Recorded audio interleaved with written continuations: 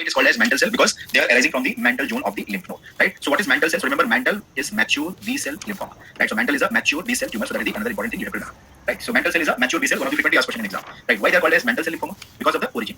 They are originating from the mantle zone of the lymph node. So lymph node, there is a mantle zone, right? And remember, what is the characteristic of the mantle zone of the lymph node? When you are going to see the CD marker, mantle zone will be positive for CD5. So remember, this is the marker of mantle zone. This is the marker of mantle zone. Whatever cell is present here, they will be positive for CD5. That is why this mantle cell lymphoma, despite of being B cell tumor, they will be positive for T cell marker, which is CD5. Because marker of mantle zone will be expressed on these tumor cell. And what is the marker of mantle zone? That is the CD5. Clear? So this is just one exception which we will use in the diagnosis of the mantle cell lymphoma on immunophenotyping. You remember when we were discussing, I think day before yesterday in CLL, that time I told you they will be CD5 positive or 23 minus. Mantle cell is also 5 positive or 23 minus. Why they are 5 positive despite of being B cell? Because they are arising from the mantle zone, right? Just like CLL, they are also from the male patient and they will be more than 60 years. And most common presentation, right? Most common presentation arising from the mantle zone, right? Just like CLL, they are also from the male patient and they will be more than 60 years. And most common presentation, right? Most common presentation of mantle cell lymphoma is the painless cervical lymph node enlargement, right? So most common presentation of the mantle cell lymphoma is the painless. So there will be no pain in the lymph node. And just like a CLL, you remember CLL, older male, 60 year plus, and they are coming with the cervical lymph node enlargement and massive splenomegaly. Why CLL is CD5 positive? CLL is over, Shubham. You have to tell me why CLL is CD5 positive. CLL is a T cell type also. You remember? B cell is 80%, 20% is T cell. So that is why they will be 5 positive. Clear? You remember that thing? Right. So keep revising. That's why I'm telling you. Right. So painless cervical lymph node enlargement is the most common presentation. Here, what is the characteristic of the mantle cell lymphoma? This is very, very important, right? And there is only one lymphoma which will be presenting with this characteristic presentation. That is the mantle cell lymphoma. So once examiner is saying that small intestine there is a polyp, right? If examiner is saying small intestine there is a polyp, it means examiner is talking about mantle cell lymphoma only, right? So what is the characteristic pattern of the spread? So remember, this is the pattern of the tumor spread, right? Means metastasis, lymphomatoid polyposis, right? So they will be having lymphomatoid polyposis because all these lymphoma cell will be infiltrating into the intestine mucosa, right? So all these tumor cells are infiltrating into the intestinal mucosa. So that is why it is called as lymphomatoid polyposis, right? So lymphomatoid polyposis is the characteristic presentation which is seen only in the mantle cell lymphoma. This is such a characteristic pattern of the spread. That is why I wanted to mention. And when you will become a gastrosurgeon or gastrologist, then you will see this kind of presentation on the endoscopy. Can you see? This is the endoscopy of a lymphoma patient. Right? That is how question will be given in your exam. And this is the gross examination of the lymphoma patient. So when you are seeing this kind of presentation, can you see this? There is a, can you notice this? This is the polyp. Can you see the nodules which are, coming from the surface of the intestinal mucosa? These nodules are the polyp, right? So these are the polypoidal lymphomatoid polyposis. Now understood? So these are all lymphomatoid polyps on endoscopy. Cross examination also you can see this is the normal intestine, and now you can see so many small nodules which are coming outside. So these are all lymphomatoid polyposis. Now you understood? So mantle cell lymphoma will be having this characteristic lymphomatous polyposis. They are small and large polyps, and most commonly they will be present in the ileocecal. So this is the ileocecal area. Fine. Now come to the diagnosis part. How we can give diagnosis? So you remember when I was teaching you that time I told you nowadays immunophenotyping is not that preferred because of the cytogenetics. But for the exam point of view and for the beginner also, we will be using immunophenotyping. And here immunophenotyping will be characteristic. Can you see this? They are 5 positive and 23 minus. Remember 5 positive because mantle zone, 23 minus, that is the characteristic. That is the characteristic despite of B cell lymphoma, but 23 will be negative, right? So that is why this is used as a diagnostic criteria for the mantle cell lymphoma on immunophenotyping. So whenever we are going to approach mantle cell lymphoma diagnosis, we are going to do two processes, right? One is immunophenotyping and second is the cytogenetics. Cytogenetics will be confirmatory, and what will confirm the diagnosis? Translocation 11-14. Remember, this is a very important and very frequently asked question. Translocation 11-14 will confirm the diagnosis of the mantle cell lymphoma. Because of the translocation 11-14, there will be cyclin D1 overexpression. Flow cytometry will also confirm this. Flow cytometry can detect all these things also. So flow cytometry is the boss, right? So cytogenetics 11-14, cyclin D1, and because of the cyclin D1, there is a BCL1 overexpression. So remember, cyclin D1, BCL1 both are same thing, right? So for understanding point of view, remember cyclin D1, BCL1 both are same thing, and both will be expressed in which tumor? Mantle cell lymphoma. Very frequently asked question in exam, right? So because of 11-14 translocation in the mantle cell lymphoma, there will be overexpression of the cyclin D1 and BCL1, right?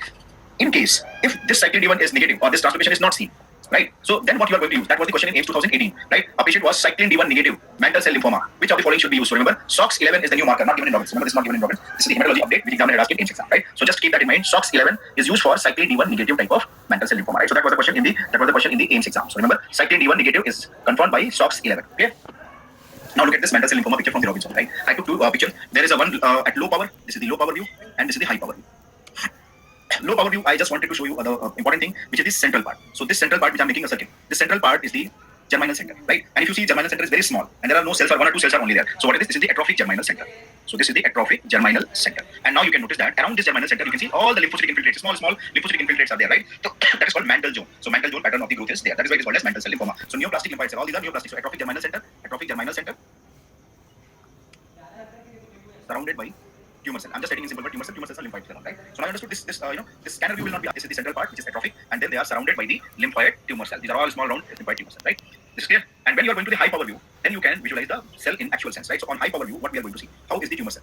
Now if you look at the tumor cell, if you observe, I'll just make it green color. You can see nucleus is very big. See, I'm just marking some of the nucleus. So how is the nucleus? If you look at the nucleus, how is the lining of the nucleus? None of them is looking regular round, right? So what we will say that irregular nuclear outline. So nucleus is showing irregular outline.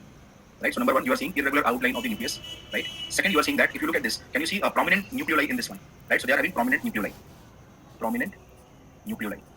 right? Prominent nucleoli, and cytoplasm is very scanty. So that is why cytoplasm is not seen. Cytoplasm is scanty, right? So these are the features of the tumor cell. These are non-specific features, right? You will see in majority of the tumor. So nothing to worry. But for the sake of your understanding, so that your orientation should be always like that, whether it is coming or specific or non-specific, you should know how to interpret the images, right? Here I want to bring your attention for one particular cell, and that is this one, which I have just striped off. I'm again writing that thing. I'm just marking with a big arrow. This one, this cell.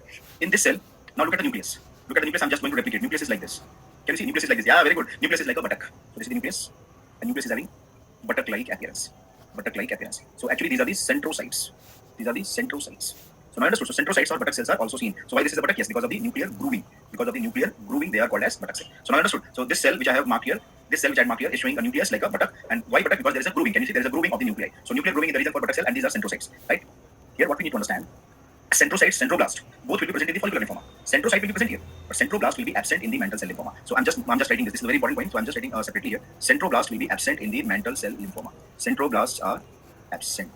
Right, this is one of the important features which examiner can ask you, right? Because mantle cell lymphoma, the buttock cell or centrocytes which we are seeing can be seen in the follicular lymphoma also. So how it differs? So how it differs from the follicular lymphoma? You will see only centrocyte. There will be no centroblast. Centroblast will be absent, right? Done. So this is the mantle cell lymphoma. Now come to the follicular lymphoma. Now you understood mantle cell lymphoma. There are two important things. One, on endoscopy and gross examination, you will see lymphomatous polypoid structure because of the tumor infiltration. Second, on the histological examination, atrophic germinal center surrounded by the tumor cell, and individual tumor cells can show buttock like centrocytes, and centroblast will be absent.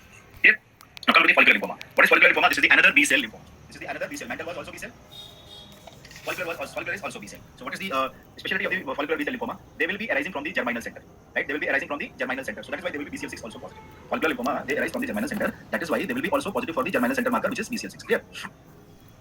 Right? And the age group is, middle age group, which is 30 to 45 years. Yeah, just like a Burkitt lymphoma. And males are commonly affected. So B cell type, germinal center origin, middle age person, males are commonly affected. And what is the most common presentation? Here also you will see painless generalized lymph node enlargement. Remember here, this is word. It's not cervical. So remember, painless cervical lymph node enlargement is mantle cell lymphoma. Generalized means multiple lymph nodes you will be seeing: cervical, axillary, right, abdominal, inguinal. So like that, generalized, more than 2 areas will be affected with the lymph node enlargement, right? So painless, generalized. This word we should, make it prominent. Painless and generalized lymph node enlargement, right? So painless, generalized lymph node enlargement is the most common presentation of the follicular lymphoma, right? Follicular lymphoma, if you look at the lymph node biopsy, that is what I was telling you. You remember what I was telling you just now in mantle cell lymphoma? They do not have centroblast. Centrocytes they have, but centroblast will be absent in mantle cell lymphoma, and both centrocytes and centroblasts are present in the lymph node biopsy. And remember, this is the diagnostic lymph node biopsy for the follicular lymphoma. Right? Examiner will be asking you, a middle-aged person, lymph node biopsy was showing centrocyte and centroblast, most likely diagnosis or provisional diagnosis, follicular lymphoma. Now understood, follicular lymphoma will be having centrocyte also and centroblast also. How you will recognize centrocyte? Just now I have told you. You can see the cell here. How is the cell? Round cell, right? And they have cleaved nuclei. So because of the cleaved nuclei only, we are calling them buttock cell. You remember? Because of the cleaved nuclei only, we are calling them buttock cell. So buttock cells are not very specific finding, right? Wherever you will find the nuclear groove, you will call them as a buttock cell, right? Means it can be mantle cell also, it can be follicular lymphoma also, it can be mycosis fungoid also, right? So all places we can be using all these words, buttock cell, very specific point, right? But once examiner says that buttock cells are there and centroblasts are also present, then it will be the follicular lymphoma, right? So that time you have to understand that, examiner is telling buttock cell plus centroblast, it means centrocyte, centroblast both are present, so it is a follicular lymphoma, right? So cleaved nucleus, also known as buttock cells, centroblast, they are having a cytoplasm just like them. Nucleus is there, but there is no nuclear cleavage. These are the larger cell, and there is a prominent nucleoli. And there is no nuclear cleavage. Understood? So there is no nuclear cleavage in the case of centroblast, right? So is it clear to all of you? I understood lymph node biopsy, how you are going to give diagnosis of the follicular lymphoma. You will be seeing both centrocytes and centroblasts. These are the earlier EPG question also, right? Now coming to the follicular lymphoma, right? So again, I have taken this picture from the Robbins so that you can understand the idea about the follicular lymphoma, why they are called as follicular lymphoma. Because they will be forming small follicle or nodules. So now you can see in this picture, these are the scanner view, right? Again, I'm showing you this is the low power view and this is the high power, right? So low power view and high power view. In the low power view, what we can observe that they are having so many nodules. So you can see all these are nodules, and these nodules are having all the tumor cells. Because the scanner view, you will observe only the pattern. So nodular pattern we are seeing, so we can think about it can be a follicular lymphoma. Remember, nodular pattern is not very specific. Many tumor will be showing. So what is this? This is giving idea. Whatever nodular pattern is there, so we will be having in our mind, and then we will move the focus to the high power. When we are moving focus to the high power view, then we will be seeing, cells are something very weird. So I can see these are the cells, and these are all having prominent nucleoli, right? These are all having prominent nucleoli and irregular cleavage also. Can you see this? If you look at these nucleus, you can notice there is a one cleavage, there is another cleavage, and the cleavage like this. There is another cleavage, right? So we can see that these are also having the similar presentation. So see, scanner view, there is a nodular aggregate of the lymphoma cell, and on high power view, you can see all these are small lymphoid cells, right? Need not to worry about this condensed chromatin and all that. Obviously, there is a condensation of the chromatin going on. The main thing is irregular or cleaved nuclear outline. Irregular or cleaved nuclear outline is the centrocyte, right? So now understood what I'm showing you here. This cell is the centrocytes, right? Where you are seeing irregular cleaved nuclei, right? So irregular cleaved nuclei is the centrocyte, right? Larger cell with prominent nucleoli is the centroblast, right? So when you are seeing the larger cell like this one, larger cell or this one with prominent nuclei, these are the centroblasts. These are the centroblasts with prominent nuclei.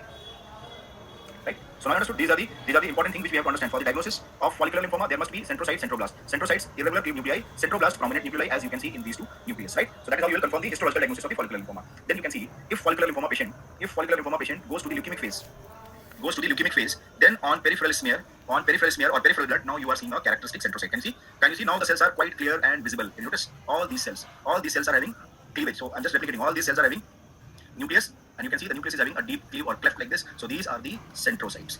These are the centrocytes with nuclear cleavage, and this nuclear cleavage is the reason for the name called buttock cells. So now you understood. This buttock cell was asked in DNB 2015. DNB 2015, they had asked question. See, question will not be asked where you will see the buttock cell, right? And answer will be only follicular lymphoma. They will be asking question. A tumor was arising from the germinal center. It was showing centrocyte and centroblast on the lymph node biopsy, and this was observed that they are having peripheral blood involvement. So on peripheral smear, which of the following cell will be expected to be seen? And answer was buttock cell. I understood. So that is why examiner will be twisting the question, but he will be giving you consistent hint to identify that this is the follicular lymphoma, and we are looking at the buttock cells, right? Now come to the diagnosis part. Histological diagnosis done. Now we'll come to the other areas like bone marrow biopsy, immunophenotyping, and cytogenetics. So these are the other modalities which we will use to confirm the diagnosis: bone marrow biopsy, immunophenotyping, and cytogenetics. Right? On bone marrow biopsy, follicular lymphoma will be having a characteristic pattern called as paratrabecular aggregate. Paratrabecular, around the bony trabeculae. I will show you this picture. But beforehand, I wanted to show you. Suppose these are the bony trabeculae. Right? So these are the bony trabeculae. So around this bony trabeculae, you will see more tumor cells like this. So this is called paratrabecular lymphoid aggregate. Right? So more tumor cells will be around the trabeculae of the bone like this, and this is what. Blast crisis, no, it's not like blast crisis, because in blast crisis there will be the blast cell, right? There will be blast cell, and here they are all the B cells. Here these are all B cells, which are the B lymphoid cells, right? Paratrabecular lymphoma is also seen in leukemia. So leukemia is already I told you. Leukemia means tumor cells when they are involving peripheral blood or bone marrow, right? So that is the leukemic phase only, right? Bone marrow, bone marrow, leukemia, you remember first starting of the lymphoma what I said? Leukemia, tumor of the WBC involving peripheral blood, bone marrow. Lymphoma, tumor of the WBC involving the organ or the lymph node, right? So immunophenotyping. On immunophenotyping, what we are going to get? They are CD10 positive, B cell marker, 19 positive, BCL6 positive, because they are arising from the germinal center, right? So is it clear? So all the B cell marker will be present in the follicular lymphoma. On cytogenetic analysis, see that mantle cell lymphoma was 11-14, F for follicular, F for 14 to 18. So that like that we can remember translocation 14 to 18, and this translocation 14 to 18 will increase in the expression of the cyclin D2 of BCL2. So remember, cyclin D1 BCL1 was mantle cell lymphoma. Now page memory will work. What we have read first, mantle cell. What we are reading next, follicular. Mantle is cyclin D1 BCL1 positive. Follicular is cyclin D2 BCL2 positive. Now understood? Always remember, it's a very frequently asked question in exam. Mantle cell lymphoma, 11 lymphoma diagnosis. Now this is the picture which I was talking about. This is the follicular lymphoma. Right, so this is the follicular lymphoma, and in this follicular lymphoma, you can observe all these are the tumor cells. Can you notice all these are the tumor cells? So this is called paratrabecular lymphoid aggregate, right? And in this you can see these are the bony trabeculae. This which I am marking with the blue arrow. These are all the bony trabeculae, right? So these are all the bony trabeculae, right? So now you can see that. Right? This is the bony trabeculae, right? Around the bony trabeculae, this is the lymphoid. Can you see these are all small bluish color? These are all tumor cells. These are all tumor cells. They are around the bony trabeculae, right? They are all around the bony trabeculae. So this is called as paratrabecular lymphoid aggregate around the bony trabeculae will confirm the diagnosis of the follicular lymphoma on the bone marrow biopsy, right? So I understood. On lymph node biopsy, centrocyte, centroblast. On bone marrow biopsy, paratrabecular aggregate. On cytogenetic analysis, 14, 18 translocation, and cyclin D2 or BCL2 overexpression, right? So these are the important points in the follicular lymphoma which we all should remember. Right? Coming to the next one. Next lymphoma is another very important lymphoma, diffuse large B cell lymphoma, which is in short called as DLBL, right? Diffuse large B cell lymphoma. So name itself is spelling B cell, right? So this is easy to remember. Remember, this is the most common non-Hodgkin's lymphoma in India also, in world also. And remember, these are the questions which have been asked earlier in the AIIMS exam also. So these are the questions which examiner had asked earlier in the AIIMS exam also. So just remember, in India, which is most common, NHL, that was the question in the AIIMS exam, right? So now you'll understand, India or world, whatever it is, diffuse large B cell lymphoma, which is most common. So what is diffuse large B cell lymphoma? It is a mature B cell lymphoma, which will be seen in older patient beyond 60 years, right? So older patient beyond 60 years, and what is the problem? These are having worse prognosis. I have seen, related to me, when some students relative or something like that, they will be coming, sir, my relative is having DLBL. So once I hear that DLBL, I feel so sad about that patient, right? And they will be asking, because when you will be also seeing some patient or relative. So what you're going to ask me? You're not going to ask me the treatment. You will be asking, sir, what is your opinion? Good or bad? I understood. So for DLBL, it's a worse prognosis and survival is very less. So that is why it's a bad prognosis, worse prognosis amongst all known NHL. Remember, this will be having worse prognosis amongst all kind of known non-Hodgkin's lymphoma. Right? I'm not saying everybody will die, but this is having worse prognosis. Yeah, and many tumors. See, this is the philosophy of the tumor progression. When they have to become worse, see, follicular lymphoma is having good prognosis. When you talk about follicular lymphoma will be having good prognosis, right? Good prognosis. But then when they have to become bad prognosis, they will be converted into the DLBL. Burkitt is also having bad, but this is worse than Burkitt. Remember, DLBL is worse than Burkitt. Remember, please keep that in mind. They are more notorious. DLBL is worse than Burkitt. Predisposing factor the same: radiation exposure, chemical injury, benzene, all these things are the risk for the DLBL. And the greatest risk is the another group of the lymphoma only, right?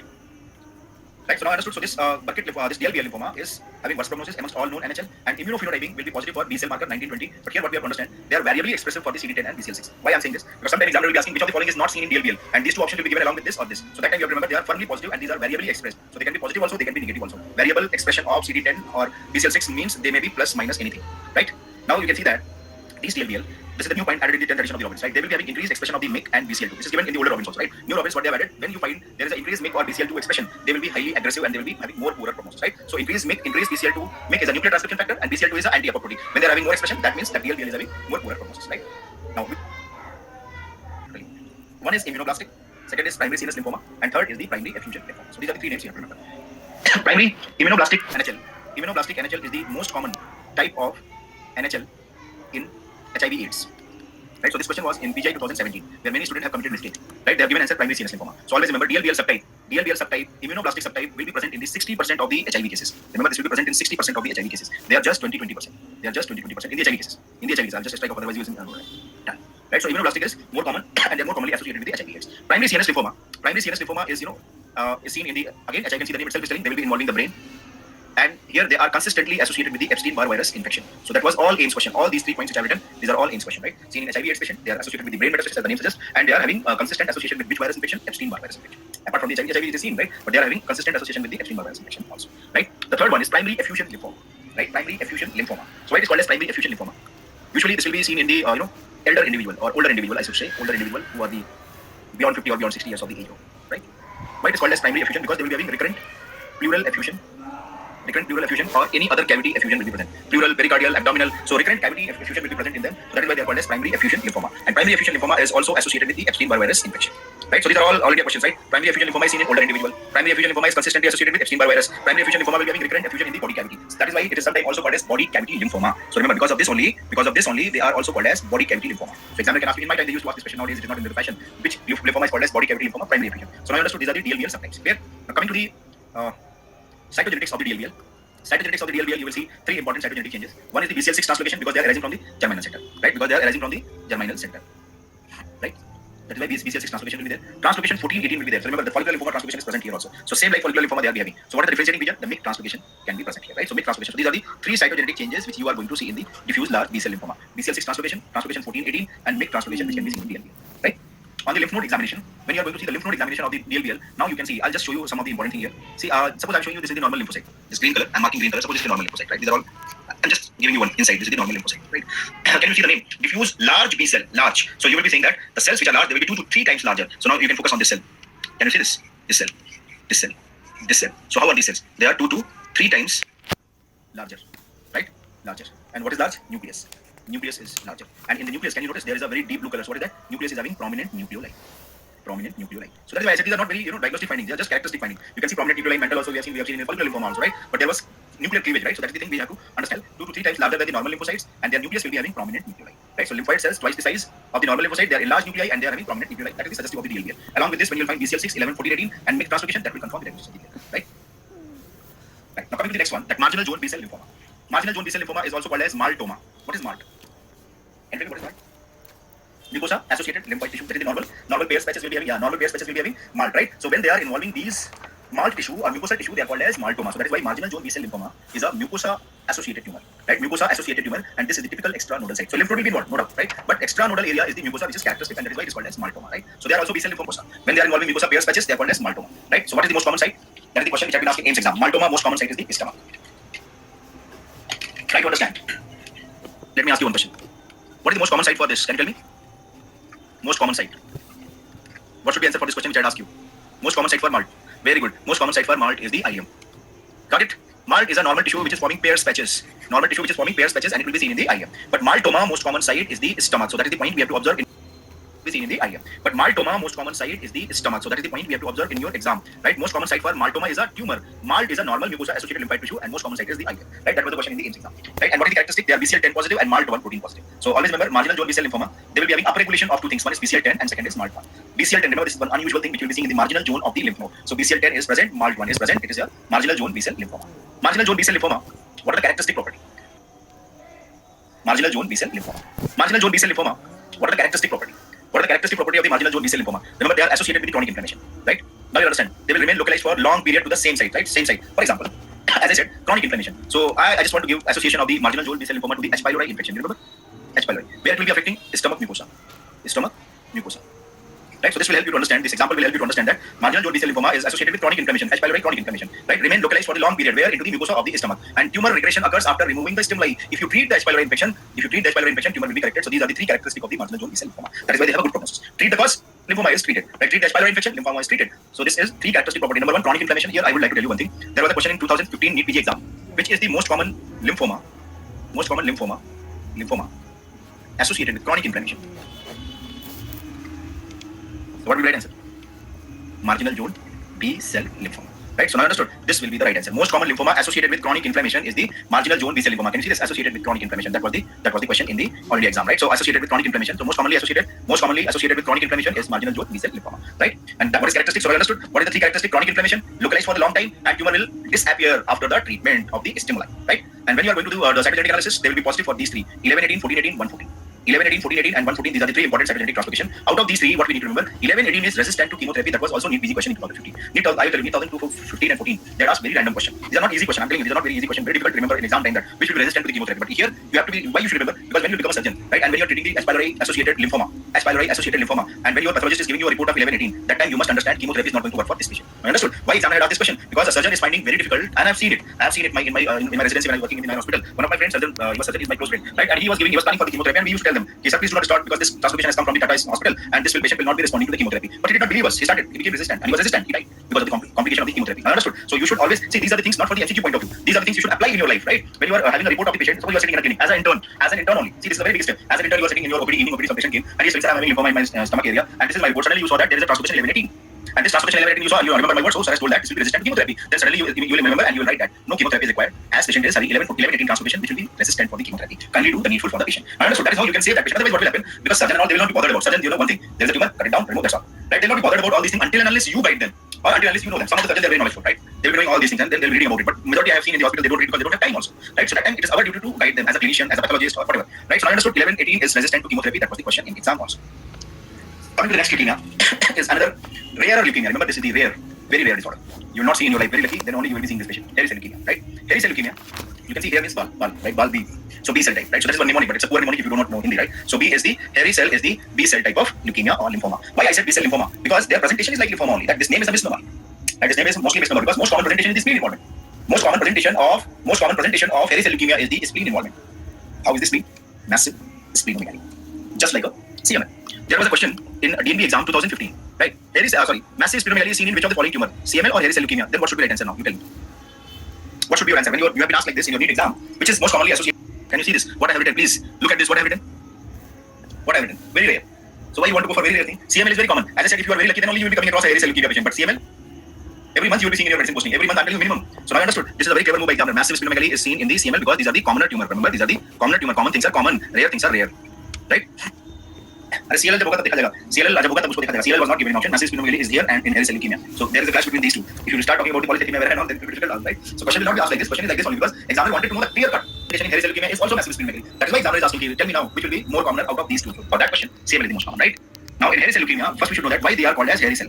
What is the reason for calling them hairy cell? Because of the cytoplasmic projections. Because of the cytoplasmic projection, and they will be having a kidney-like nucleus. Usually you will not be able to observe kidney-like nucleus, but I'll just show you.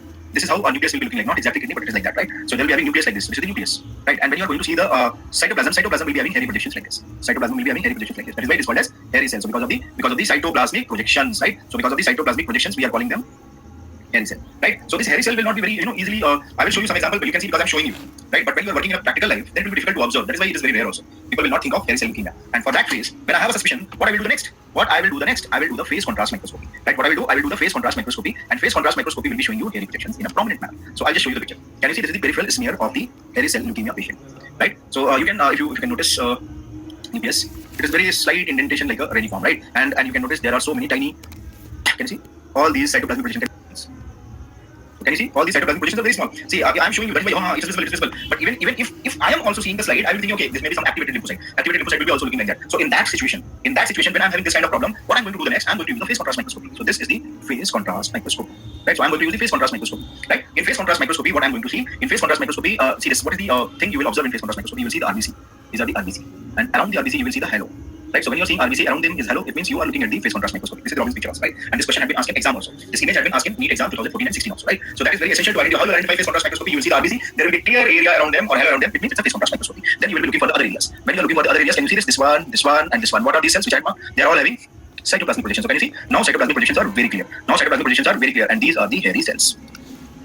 Question was, in NEET exam, question was, they are not given phase contrast microscopy. This leukemia, which stain will be positive? This leukemia cells will be positive for which stain? And what are these cells? Can you tell me? What are these cells? कौन से cell है? B cell or T cell? So all these are B cell. Hairy cell leukemia is a B cell type of tumor, right? So all these are B cell type of tumor. And now you tell me which stain will be positive? Very good, very nice. TRAP. They will be positive for TRAP, tartrate resistant acid phosphatase. So these are positive for TRAP. So that is the another important MCQ which examiner is asking very frequently in exam. Hairy cell leukemia will be positive for TRAP, which is tartrate resistant acid phosphatase, right? And this will be the appearance. So this picture is not given in Robbins, but examiner can ask you because TRAP had been already asked how you will identify TRAP positive cells. TRAP positive cells will be looking red granular appearance. Can you see red dots in the hairy cell? So these are all TRAP. So hairy cell leukemia, TRAP stain positive, and red dot when you are seeing all these red dot is the positive. All these red dots which you are seeing is the positive, right? So all these are the positive TRAP tests, right? So clear. So now you can see there are three things we are seeing. One, peripheral smear, right? Hairy cell to confirm phase contrast microscopy, right? Phase contrast microscopy, we are confirming hairy cell, and then we are going to use the special stain called TRAP, and TRAP will be showing you red dots, which will be the positive. As you can see, in all these cells are showing red dots, right? Clear. Hairy cell leukemia. Now the next step. We are going to check the bone marrow aspirate. Aspirate means you are putting needle and syringes, as you can see here. You are putting needle and syringes into the bone marrow and trying to take out something. But what is happening? There will be nothing. There will be no bone marrow particle is coming out, and this is called as dry tap. Dry tap means no bone marrow cells are retrieved. Right? No bone marrow cells are retrieved. Why? So here I want to ask you. See, this aspirate and biopsy, they are two different things. Now examiner is asking, what will happen on the bone marrow biopsy? Can you tell me? Hypocellular bone marrow or hypercellular bone marrow? Bone marrow biopsy. Hypo or hyper? Hypercellular. Very good. Why bone marrow will be hypercellular? See this. And now I am going to show you.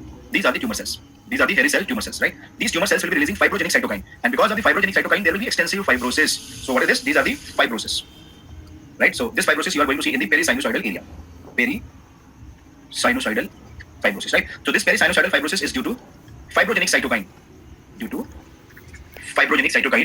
From the tumor cells. Right, so now understood. So because of the perisinusoidal fibrosis, when you are poking the needle, you are not able to penetrate into the fibrotic area, and that is why there is nothing coming out, and they are called as dry tap.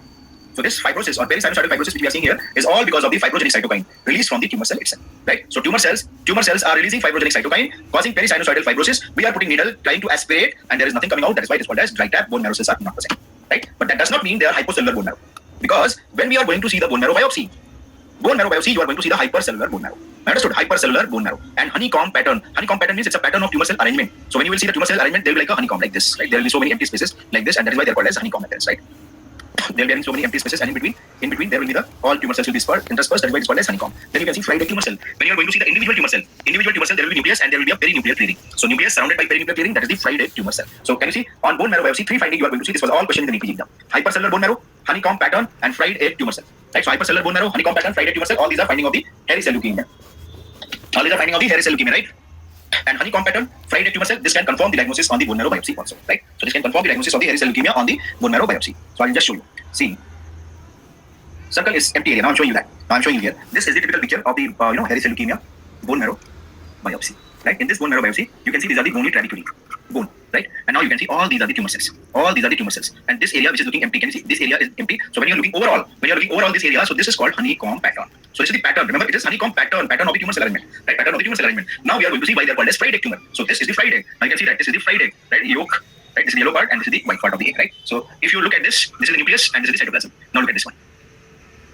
Nucleus, cytoplasm. So perinuclear cytoplasmic clearing is the reason for fried egg tumor. So this is the fried egg tumor.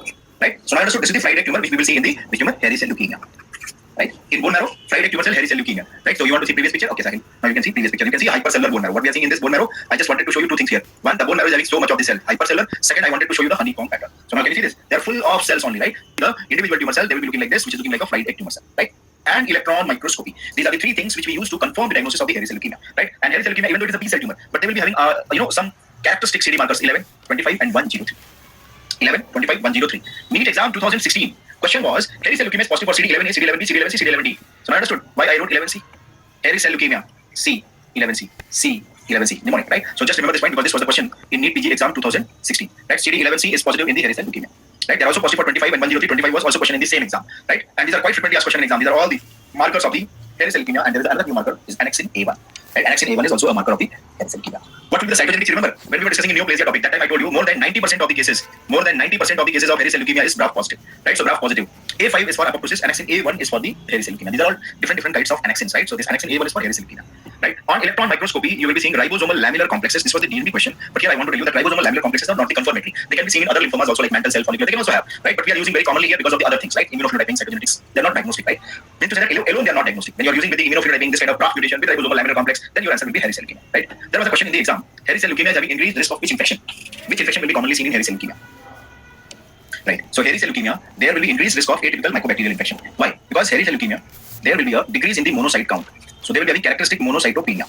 Right? They will be having characteristic monocytopenia, and because of this monocytopenia only, there is an increased risk of this infection. Right? So atypical, remember, atypical mycobacterial infection. Atypical mycobacterial infection risk will be high because of monocytopenia. Right? Right. Now coming to the T cell. Now B cell is over. Now coming to the important T cell type of leukemia and lymphomas. Right. So now we are going to discuss about T cell type of leukemia and lymphoma. There are two only which are important for discussion. Right. Anaplastic large cell lymphoma. Remember, anaplastic large cell lymphoma (ALCL) is a T cell type of lymphoma. They are T cell. They will be seen in the young adults and they will be having good prognosis. So T cell tumor, young adult, good prognosis. Right. So don't think that the name is very scary. Right. Anaplastic, large. But remember, these are okay. They are young patient. They will be having good prognosis. Right. So T cell lymphoma, young patient, good prognosis. And what are the features? You can see that they will be having ALK gene rearrangement. This is the very important thing. And remember, more than 90% of the patient, will be having this kind of finding. So what I mean to say that this is the more common finding, and it will be seen in majority of the anaplastic lymphoma, most common and majority of the anaplastic lymphoma. Right? This is the line which examiner had asked once in the AIMS exam. Right? ALK gene on chromosome 2B is seen in majority of the anaplastic large cell lymphoma. So remember, majority means more than 90% of the cases will be having rearrangement. What rearrangement? ALK gene rearrangement. Which chromosome? 2 and the short arm. Clear? ALK is also positive for CD30. That is very important thing to remember. CD30 positive lymphoma is ALCL. Anaplastic large cell lymphoma is positive for CD30. Because this is point given in Robbins also, but we often ignore because these are the T cell tumor. So people will not remember because they are not T cell marker. Right? This is not a T cell marker. Right? It's something else. Right? So that is why we have to remember that these are the CD, because you will confuse with which? You will confuse with the Hodgkin's lymphoma. You can confuse with Hodgkin's lymphoma, B cell tumor, 50 positive, 30 positive. Remember? So here also it is 30 positive. So that is why I am saying, remember, this is a T cell tumor, but they are characteristically positive for CD30 marker. So translocation 25 is indicator of good prognosis. So this point which I have written is not given in the Robbins. Right? This is given in Robbins. This is not given in Robbins. So translocation 25 is the reason for the good prognosis. And chromosomes 2 is having tyrosine kinase gene, 5 is having nucleophosphine. You remember? We have read in this which tumor? AML. Remember AML genetic abnormality. So remember, chromosome number 5 is having nucleophosphine, and remember, nucleophosphine whenever they are present, they will be an indicator of good prognosis. Here also, AML also it was good. Here also it is good. Now you understood. So translocation 25 is suggestive of good prognosis in the anaplastic large cell lymphoma. So now you understood there are three things in anaplastic large cell lymphoma which we have to remember. Right? Number 1 is the ALK gene, which is seen in majority of the case. Number 2, CD30 positive. Number 3, translocation will be 2 to 5. Right? Only that was variable to 11. Good job.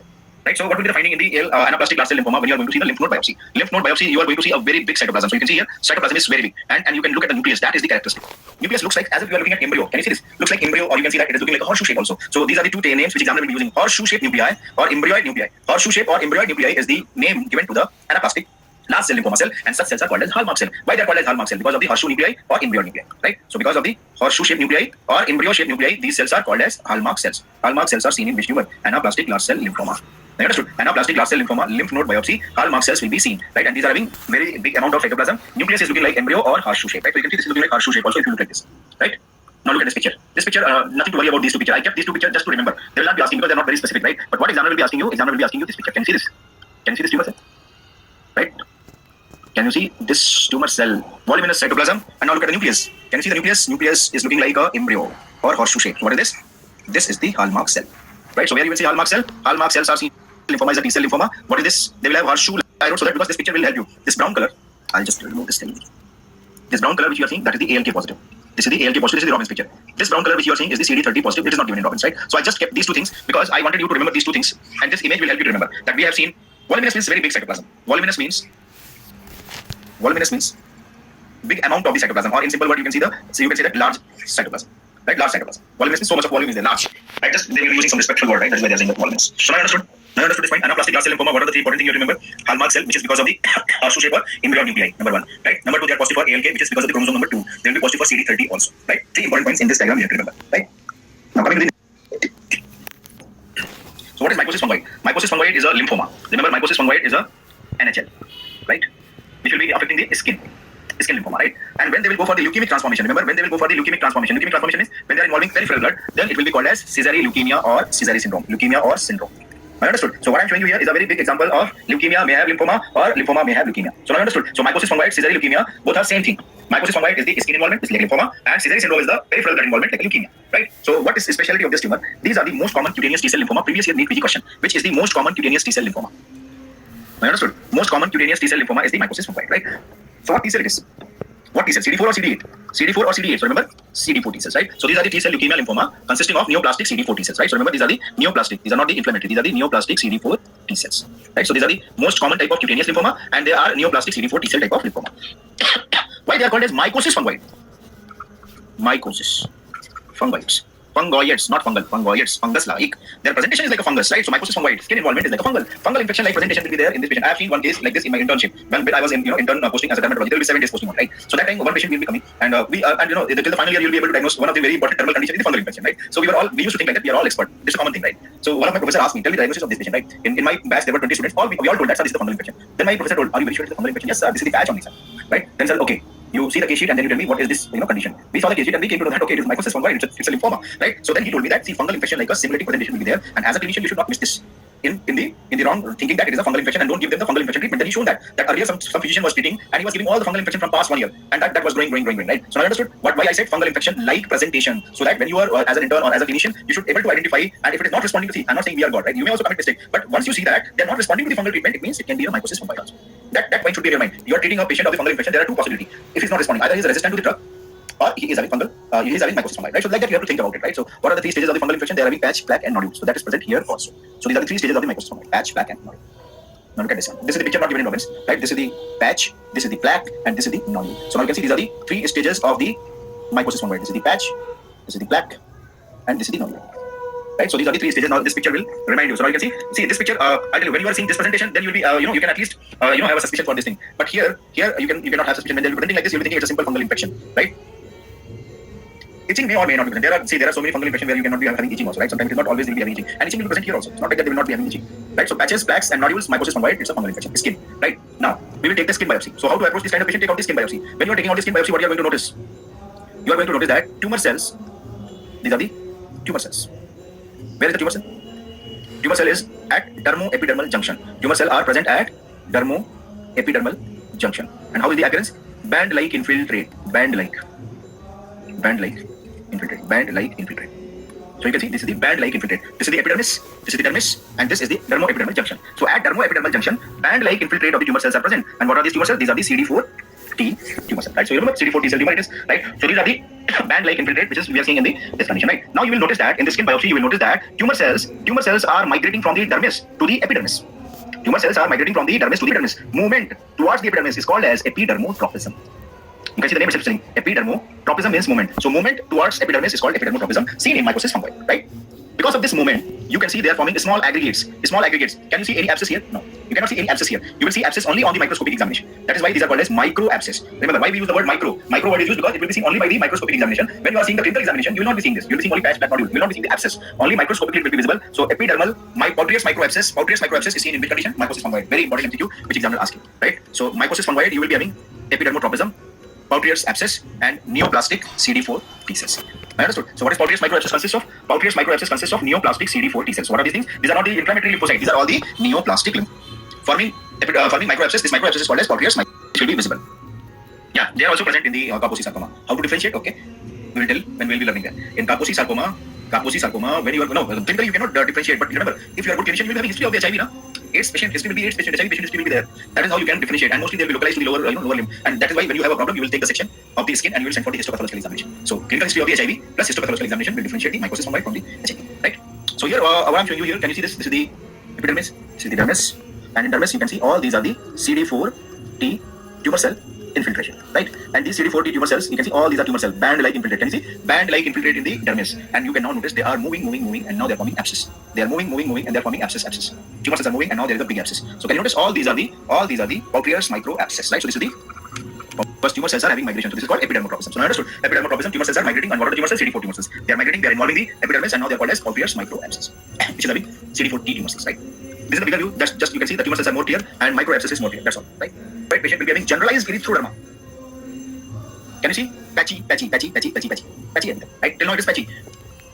And this is called generalized. Can you see? This is ruddy, right? And throughout you can see they are having hyperpigmentation or erythroderma, right? So this is called generalized erythroderma. So now entire area is having same kind of reddishness, right? So this is called dusky reddishness on the entire skin surface is called as generalized erythroderma. What is the clinical significance of the generalized erythroderma? Generalized erythroderma says that now this lymphoma has gone to the peripheral blood, and now this lymphoma has been converted into the leukemia. Now this lymphoma has been converted into the leukemia, right? So now understood. So whenever you find a mention in the AIMS and PG exam, generalized erythroderma is a sign of peripheral blood cesarean leukemia, right? And this is the generalized erythroderma. So when you are going to take a peripheral smear, you are going to see a cell. Can you see the nuclear cleavage is also present here? Nuclear cleavage is also present here. But what we are calling them cerebriform nuclei because they are looking like a brain cell. We can also call them buttock cell also. So here I'm going to write that thing also. Cerebriform nuclei, or they are also called as buttock cell. So cerebriform or buttock cell both can be used for the mantle cell also and can be used for the follicular lymphoma also. Right? Clear? Clear? Fine. So now you look at this one. This is the peripheral smear of cesarean leukemia. Right? Cesarean leukemia.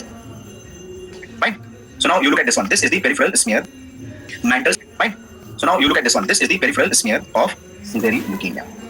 Right? Cesarean leukemia. Or brain surface-like cell, which is called as cerebriform nuclei. So that is the question which examiner asks. Cerebriform. This is not the centrocyte. These are the T cells. So the cell-wise, it is not the C cell. When you will do the immunophenotyping, they were B cell, but this is T cell. Understood? That is the difference. You can mark it out, right? If you want to differentiate this one, then you will go for immunophenotyping. They are B cell, they are T cells. CD4 T cells. Mycosis fungoides, this was the question in AIMS exam and very, very commonly asked in dermatology also. How is the prognosis? Poor prognosis. Why? You will treat the patient and he will come again and again. So frequent recurrences, despite of giving chemotherapy, is the reason for being bad prognosis, right? That's after the chemotherapy, right? Now coming to the last tumor of today's discussion, I think this is the last one, right? So dendritic cell neoplasm. Now we have understood B cell tumor. We have learned about two important T cell anaplastic and the mycosis fungoid. Cesarean leukemia. Now we are going to study the different tumor which is called dendritic cell neoplasm. Right. So this is how WHO has decided to keep them under dendritic cell neoplasm. What is dendritic cell neoplasm? Also known as Langerhans cell histiocytosis. So remember, this name should not confuse you. Histiocytosis should not be considered as an infection. It is a tumor. Dendritic cell neoplasm. Langerhans cell histiocytosis. Older name is histiocytosis X. So what is this? This is a tumor of immature dendritic cell. Right. So immature dendritic cell tumor. This is the immature dendritic cell which is also called as Langerhans cell. That's all. Right. What is the incidence where you will find this LCS? Usually they are cute babies. They will be very small babies, right? 2 year, 5 year babies. I have seen this kind of patient also in our pediatric OPD when I was working in intern because in Chennai we used to go for the ICH posting. If you are in Chennai, right? I think some of them are from Chennai. You might be going to ICH and you will be getting all kind of cases. AST, BST, you might be hearing once or twice in 6 months. But there you will go. There is a separate ward for that patient, right? Every time you will be seeing them. So that is the one thing I used to see that, and they will be very cute. And when you see the small babies with a problem, you will become very upset. So that is the reason I remember these patients, and whenever I recall them, and I feel so frustrated, right? So my God is doing like this. So pediatrics patient, and the most common presentation. That is why I was feeling frustrated because they will be having bone-like lesion, and he was having all bones affected. All bones were showing the permeating lesion or the fracture. And small baby now, the small baby will they'll be smiling at you, and they are not aware that they are having one lethal disorder where all bones have been damaged. So this is how they will be presenting pediatric patient. Age will be 2 to 10 years. And the most common presentation which I am telling you, that bone-like lesion and what is characteristic, all bones are simultaneously involved. So when examiner bone-like lesion, simultaneously involving all the bones. Pediatric age group, adult age group, right? So be careful for this thing. When examiner is asking about the pediatric age group, then you have to think about LCH. When examiner is asking for the adult age group, then you have to think for multiple myeloma. So that is how question will be, twisted. So language is very important. That is why I always say that when you are solving MCQs, always look at the language. If it is adult, answer will be changed. If it is pediatric, it will be different, right? So most common presentation, pediatric patient, it is LCH. And myeloma. So that is how question will be, twisted. So language is very important. That is why I always say different, right? So most common presentation, pediatric patient, it is LCH. And characteristically, when you are going to see gonadal involvement, right? Ovary or testis involvement is absent or very rare in case of LCH, right? So that is the another important thing we have to know. There are total 4 types. Previously it was 3 types in the Robbins also, right? But now it has been modified and they are telling that there are 4 types of the Langerhans cell histiocytosis. Letter C, eosinophilic granuloma, Hand-Schuller-Christian disease, and pulmonary Langerhans cell histiocytosis. Right? So these are 4 types. Now it is 4 types. Letter C, eosinophilic granuloma, Hand-Schuller-Christian disease, and pulmonary Langerhans cell histiocytosis. Right? So these are the 4 types. Right? Letter C will be see all these are pediatric, only less than 2 years. Right? So they are less than 2 years. Multifocal, multisystem. What do you mean by multifocal, multisystem? What do you mean by multifocal and multisystem? I'm just showing you one example, right? Multifocal means, suppose I'm giving you one example. Suppose this is one organ. It can be anything. It can be liver, it can be brain. Just a minute. Right, so it can be any organ, right? It can be liver, brain, anything. And when you are seeing a tumor deposits are at multiple places. These are all tumor deposits. So multiple tumor deposits. You can see that multiple tumor deposits, and in between the tumor deposit, you can see the normal areas. So this is called as multifocal. So that is the meaning of multifocality. You might be reading, right? In your pathology, you'll be reading many tumors like medullary carcinoma, thyroid, multicentric, same thing. Multifocality means you will be having tumor deposits, and in between the tumor deposits, you will be having normal area. So that is the multifocal. Multi-system, we all know that. Multiple system will be affected. Respiratory system, cardiac system, central nervous system, right? So multiple system will be affected. That is why multi-system. So multifocal, multi-system. Clear? Letter C is multifocal, multi-system. Remember, these are the exam question. That is why I am explaining. Letter C is the multifocal and multi-system. And their presentation will be seborrheic dermatitis like. Most common will be the bone lighting only. But they will be having seborrheic dermatitis like presentation because of the tumor cells are infiltrating the scalp area. Right? So that is why they look like a seborrheic dermatitis like, not seborrheic dermatitis, seborrheic dermatitis like lesion because of the tumor cell infiltration. Into the skin area. Right? So 2-year-old boy, seborrheic dermatitis like skin lesion, multiple bone fracture throughout the body, diagnosis, that is how question will be asked. Letter C. Clear? Eosinophilic granuloma, can you see this? Unifocal or multifocal, and only one system will be affected. Unisystem, only one system, either brain or the lung or anywhere, right? So uni or multifocal means there can be only one system will be affected. Multi-system was letter C. So tell me which will be more aggressive, this one or this one? Common sense. Understood? So that is how question will most commonly, see that I said URI system. So what will be the most common system they will be affecting? Brain. And brain also scalp area will be having tumor infiltration. Scalp area will be having tumor infiltration, which is called as calvaneal defect. So most common presentation of eosinophilic granuloma. Examiner asked this question, right? Most common presentation of eosinophilic granuloma is scalp defect or calvaneal defect, right? Hand-Schüller-Christian disease. This is the third type of Langerhans cell histiocytosis. Hand-Schüller-Christian disease will be having calvaneal defect because of the calvaneal deposit of the tumor. Calvaneal deposit of the tumor. So scalp is having tumor deposition, right? Scalp is having tumor deposition. So what will happen? From the scalp, they will go inside to the pituitary stalk, and when they will damage the pituitary, especially the posterior pituitary, what will happen? This patient will develop diabetes insipidus. Understood? This is a correlation. First, we are saying that scalp, from scalp going to the pituitary. Pituitary involvement, diabetes insipidus, not mellitus. Remember, insipidus, not mellitus, right? And then from the pituitary stalk through the optic, through the optic chiasm, they will be coming to the eyes. And then Schüller-Christian disease is CDE, calvaneal defect, diabetes is right. And then from the pituitary stalk through the optic, through the optic chiasm, they will be coming to the eyes, and then eyes will be coming outside. So that is called as exophthalmos. So can you see this CDE? This is the mnemonic CDE. And Schüller-Christian disease is CDE, calvaneal defect, diabetes insipidus, exophthalmos. Right? Calvaneal defect, tumor infiltration into the scalp, going down, damaging posterior pituitary, causing diabetes insipidus, through the optic tract or nerve fiber, damaging the eyes, and causing the opposite of the eye or coming out of budding out of the eyes, because the mass is exophthalmos. Right? Pulmonary LCH is the another one. Pulmonary LCH was previously called as non-neoplastic, but now it has been considered as neoplastic in the new Robbins. Right? New Robbins is the previous edition of Robbins itself, which has been given. But before that, in air tradition, it was the, I used to teach in my classes, right? This is not neoplastic, right? In 2012 and 13, I used to shout, oh, it is not neoplastic. This is the smokers. Once they will quit the smoking, this will be subsided, but now it is not right. Now it is seen in the smoker. But these are neoplastic because of the presence of the BRAF mutation. They will become monoclonal. Because of the BRAF mutation, they will become monoclonal, and that is why they are tumor.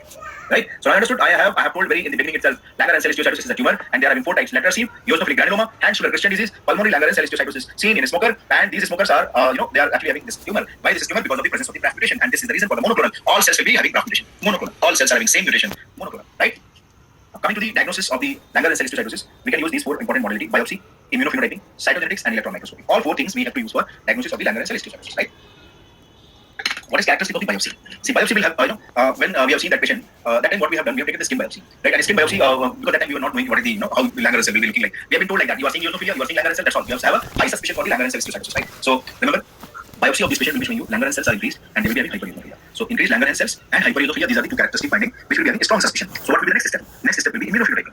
On immunophenotyping, what I am going to see, immunophenotyping, they will be positive for all these markers: CD1A, CD207, S100, HNADR. So these are the 4 markers. And out of these 4 markers, which is considered as best marker for the diagnosis? Can you tell me? Which immunophenotyping is the best marker for the diagnosis of the Langerhans cell histiocytosis? No, not S100. CD1A is the best marker, right? S100 is for, multiple myeloma. Sorry, melanoma. You are talking about melanoma. I'm not talking about melanoma. I'm talking about the Langerhans cell histiocytosis. Best immunophenotyping marker is the CD1A. Remember this point. Best is the CD1A. CD207, which has been added now, it is also a very important thing. Why I'm saying it is also very important? Because CD207 is positive in the Langerhans protein. It is the marker of the Langerhans protein, which will be forming the Birbeck granule. Which will be digestive, which will be diagnostic of the Langerhans cell histiocytosis. So when you see this is the important point. CD207 is Langerhans protein. Langerhans protein is forming Birbeck granule. On electron microscopy, this tennis racket appearance is because of Birbeck granule only, right? So this Birbeck granule is made up of Langerhans protein, and that is why they will be positive for CD207. Apart from this, S100 and HNADR is also positive. So these were PGI question also, right? What are the markers of the LC? Cytogenetic analysis, you remember hairy cell leukemia, Langerhans cell histiocytosis, melanoma, all will be positive for BRAF mutation in the neoplasia topic we have discussed, right? So remember, this one PGI question also, right? What are the markers of the LCH? 1A, 207, S100, HNADR, right? So all were positive. Cytogenetic analysis, you remember hairy cell leukemia, Langerhans cell histiocytosis, melanoma, all will be positive for BRAF mutation in the neoplasia topic we have discussed, right? So remember, cytogenetics, BRAF mutation will confirm the diagnosis. Electron microscopy, tennis racket appearance, which is of the big granule, will confirm the diagnosis of the Langerhans cell histiocytosis also, right? Now coming to the microscopic examination, how you are going to identify Langerhans cell. So as I said, on microscopic examination, what you are going to see, Langerhans cell plus very high examination, how you are going to identify Langerhans cell. So as I said, on microscopic examination, what you are going to see, Langerhans cell plus very high amount of eosinophil. So this will be suggestive of the LCH, right? So now we are going to see the Langerhans cell. Langerhans cell, you will see a round oval cell. You can see this is the round oval cell. Round oval cell, right? Round oval cell, and can you see the nucleus? Nucleus is elongated, and there is a grooving like a coffee bean appearance. So there is a grooving like a coffee bean appearance, right? So round oval cell, elongated nucleus, nuclear grooving, coffee bean appearance. So coffee bean is not diagnostic. Remember, coffee bean can be seen in many tumors. It is just characteristic finding. Just characteristic finding. A 2-year-old boy, his scalp is showing seborrheic dermatitis like scalp lesion, multiple bony like lesion. Skin biopsy, you are seeing this kind of the coffee bean appearance. Then we will think about it can be a Langerhans cell, right? Like that we have to suppose. We should not be we should not give a hit and okay, this coffee bean is also granulosa cell tumor. Granulosa cell tumor is ovarian tumor in the post-menopausal females. So why you have to think like that? So now understood. That is how you have to not confuse with this, because this is characteristic, not diagnostic. According to the age, according to the presentation, according to the gender, you have to think about what could be this one, right? Now understood. And in this Langerhans cell, you will see the granule, which is called as Birbeck granule. And this Birbeck granule can be diagnostic when you are seeing them on electron microscopy. So as I said, Birbeck granule is made up of Langerhans protein, which will be CD207 positive, right? So how Birbeck granule can be seen? Birbeck granule you cannot see by light microscopy. You cannot see Birbeck granule by light microscopy. You just understand that it can be. So how to see the Birbeck granule? How to see the Birbeck granule? So Birbeck granule will be seen only by the electron microscopy. See, this is the lymph node biopsy. Skin biopsy of Langerhans cell histiocytosis. Right, in this skin biopsy, you can see all these are. Can you notice? If you notice, or if you see clearly into the deeper into the, you can see the nuclear grooving also. Right? You can see the nuclear grooving also. So all these are Langerhans cell. All these are Langerhans cell. right? And now look at this area. Can you see this? This area which I'm marking with the green color. Can you see this area? This area, entire. How about the cells here? All red. So these are all eosinophilic infiltrate. So what are these cells? These are all eosinophilic inflammation. So I understood why we decided that it will be LCH because of the Langerhans cell and eosinophilic inflammation. Right? So you cannot see the Wilbeck granule. Can you see the Wilbeck granule here? No. So for that you have to use the electron microscope. And on electron microscopy, how will be the appearance of the Wilbeck granule? How will be the appearance of Wilbeck granule? So Wilbeck granule is a pentalaminar rod-like structure. Can you see pentalaminar rod-like structure with dilated terminal ends? Pentalaminar rod-like structure with dilated terminal ends. So can you see this pentalaminar rod-like structure? Not this cell. Tennis racket appearance. Right? So tennis racket appearance is of Wilbeck granule. Right? So remember this. It is the Wilbeck granule. We are seeing tennis racket appearance. 16 and 17 both. Same diagram which I'm showing you. So can you see this? What is this? Pentalaminar rod-like structure, dilated terminal end. So this looks like a tennis racket. Right? This looks like a tennis racket. So this is the feature of the Wilbeck granule. Tennis racket appearance. Right? So now understood why I'm showing you. This is the tennis racket appearance, not the cell appearance. Wilbeck granule of Langerhans cell histiocytosis. Right? Now come to the tennis racket. Why I am emphasizing on that point? Because you should not be confused during exam time. Because there are two tennis rackets. One is appearance and one is cell. Right? Appearance is on electron microscopy. Wilbeck granule, Langerhans cell histiocytosis. Cell is dangerous. Tennis racket cell is light microscopy. Can you see? This is the cytoplasm of the tumor cell, and this is the nucleus. And you can see there is a cytoplasmic bulging. Cytoplasmic bulging is the reason for tennis racket cell. So this is the tennis racket cell. So what is this? These are the rhabdomyoblast, which is also called as tadpole, because this looks like a tadpole. If you would have been in villages, then you would have seen in the rainy seasons, right? So this rainy season, you will be finding all these tadpoles. Nowadays it is not very common because people are very busy, very mobile. Nobody's looking outside, right? But in childhood we used to play that. I remember, because my time there was nothing, right? You people are having all those things. But my time we'll be like roaming in the villages and we'll be seeing all the tadpoles and we'll be killing them, or we'll be playing with them like that. So rhabdomyoblast. So light microscopy, rhabdomyoblast are tadpole cells which is seen in rhabdomyosarcoma. Right? On a special type of rhabdomyosarcoma, it's called as sarcoma botrytis, which was the question in one of the exam. Sarcoma botrytis will be having tennis racket cell. This was the question in exam. Sarcoma botrytis will be having tennis racket cell. Right? So clear? So now you all understood that tennis racket, we should be able to differentiate appearance or cell. Appearance is